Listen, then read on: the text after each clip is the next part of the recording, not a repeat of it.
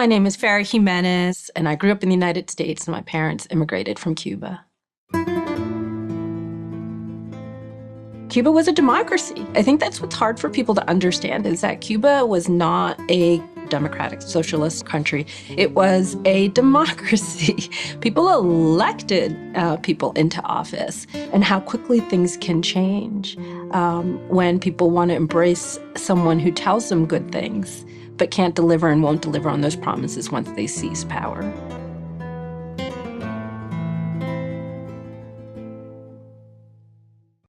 I was born in central New Jersey in a small town called Somerville. In the years that we were being raised, central New Jersey had not one Latino. So we were quite the unique group to be landing there and living there. In fact, there were stories about my parents that made their way to the newspaper quite frequently, and they were quite featured because it was so unusual to have immigrants in that community, but it was equally unusual for them to be from a Spanish-speaking country and for them to be Black. So you have to imagine what it must have been like in the 1960s for a Black, non-English-speaking family to arrive in a community that looked nothing like them. One of the things that I think is the richest part of being a Latina is the fact that we kiss all the time. So what I remember is very much from my friends thinking very unusual that it would take so long for us to get in the house and out of the house, because obviously the expectation was that everybody gets greeted with a kiss and a hug. The touching and the embracing is just a big part of the spirit of being a Latina. But in addition, you can't deny the foods are fantastic and the music was great. My father would play the tumbador as a hobby in the basement and would keep Perez Prado playing on his cassette tapes. And then, of course, every time I would come from college, my grandma would make sure she told me, "Fari, I have a flan for you," because she would always make me flan because it was my favorite. Early on, when Castro arose, there was this real love of this man who would introduce a revolution that would finally free the general population and provide them with all the resources and supports they could ever want. And if you think about what that can mean to a young person, it's incredibly compelling. What was true for my dad, though, is that once Castro came in government and he realized that a lot of the things that he had suggested, that he would be a man who would be open to people of faith, that he was going to be much more open about fiscal policies. And my father started to realize that there was none of that was going to happen, that those were all lies, as Castro started to evidence that he was going to make it an atheistic country. He was going to shut down the churches, and he was going to make it difficult for people to continue their faith. But the other thing that my father saw is he saw my granddad's business get shut down. He saw the houses that his father had worked very hard to be able to build and construct for each of his siblings get seized by the government. He saw that there were going to be tests of ideology that were going to exist as to whether or not you could be the kind of doctor you wanted to be or choose the profession you wanted to choose, because if you weren't aligned ideologically with the government, then those doors were going to be shut to you. My dad took his young wife, who had my sister in her belly at the time, and decided that they would find their way out of the country. They were really fortunate in that my father had a childhood friend from high school who had very warm feelings towards my father because of an act of generosity he had displayed earlier in this young man's life, but now found himself part of the Cuban government. So this young man, when hearing from my dad, arranged for them to get the last 2 seats on a flight, leaving the country. And as my parents tell this story, they left the island with nothing except the clothes on their back, my sister in my mother's belly, and their education. So the socialism in Cuba looks a lot like what our politicians are trying to promise here, which is that we can provide education free to everybody, we can provide healthcare free to everybody.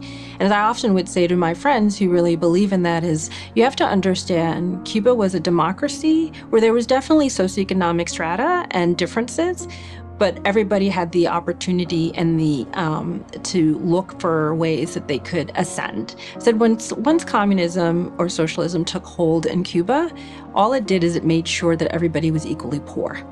So it did arrive at equality, but not the kind of equality people think one will get when they embrace this kind of ideology. It just doesn't work. It's counter-human nature. When people work hard, they want to see the rewards of that. But yet somehow we're willing to embrace this idea that government can provide all things, take from those who are the wealthiest in our society, and make sure that those who, for whatever the reasons, aren't able to provide those things for themselves at this time, should be able to get those things for free from government. Now, what people also need to understand about access is once everything was free, the healthcare system in Cuba that people often cite as being incredibly advanced is not available to everybody at that advanced level. So yes, absolutely, healthcare is free.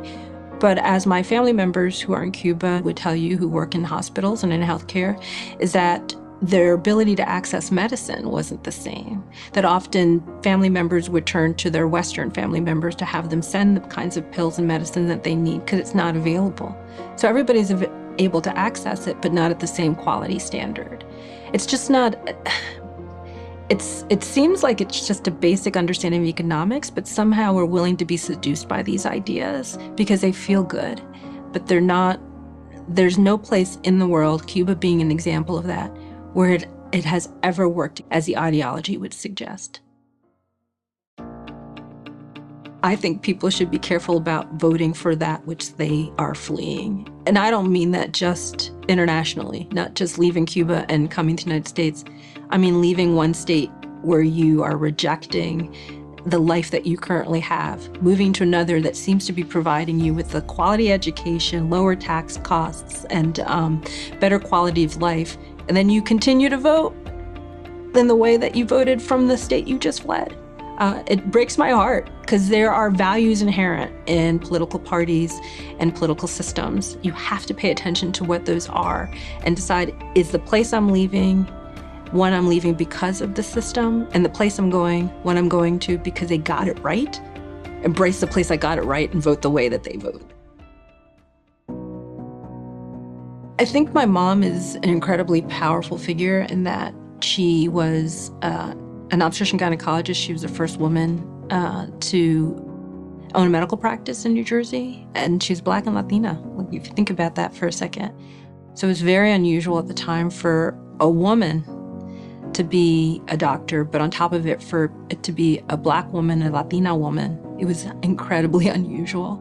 And that wasn't lost on me, what it took for her to come to a country where she didn't speak the language, figure out how to get board certified in a language that was foreign to her, to open up a successful medical practice, and to become a respected member of the community where no one looked like her and no one looked like us. That's powerful, because I think if you want to believe that the systems are set up to hold you back, it's hard to see that in my mom's story. There is a freedom and a joy that comes by deciding that you're not going to see the negative occurrences in your life as being shaped by racism or xenophobia. Because what does that do? What help does that bring to you? None.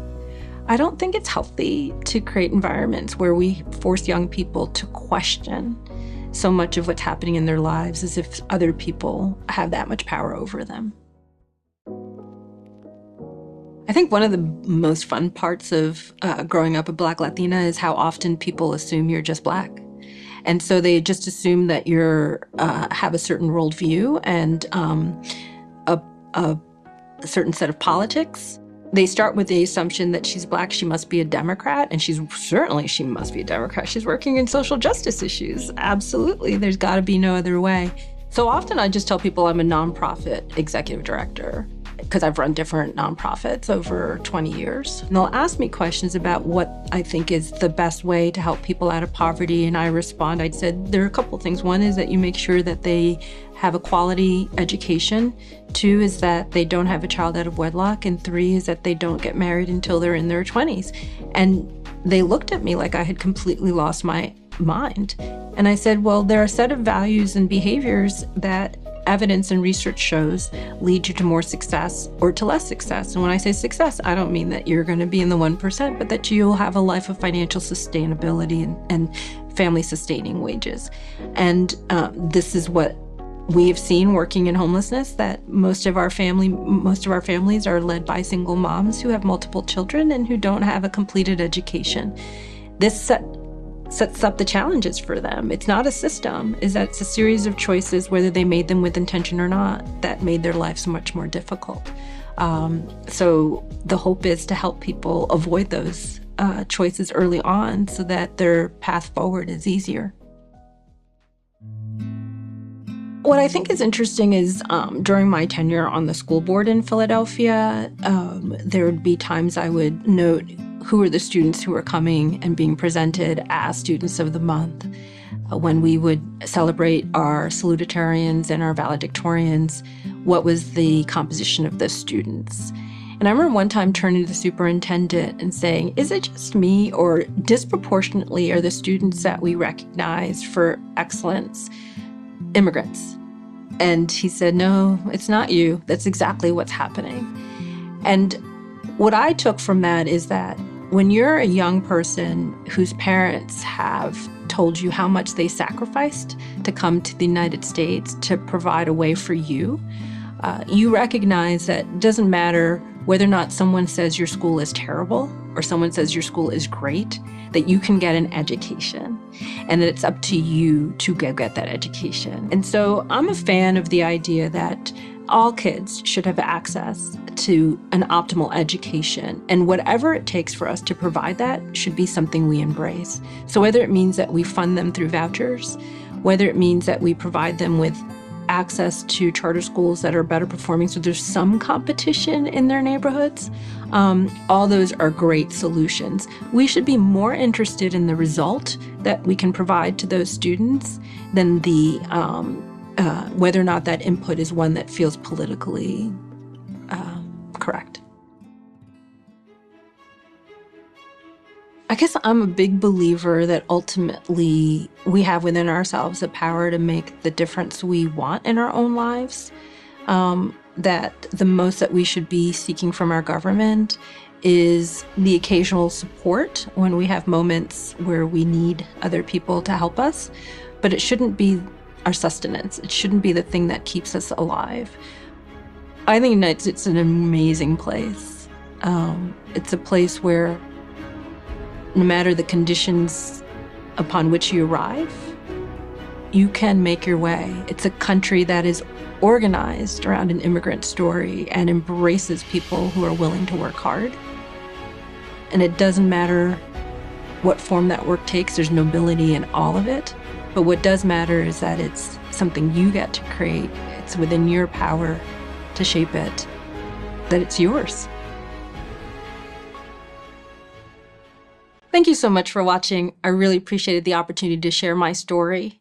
To keep episodes like this alive, like Americanos, I hope you'll make a tax-deductible contribution to PragerU.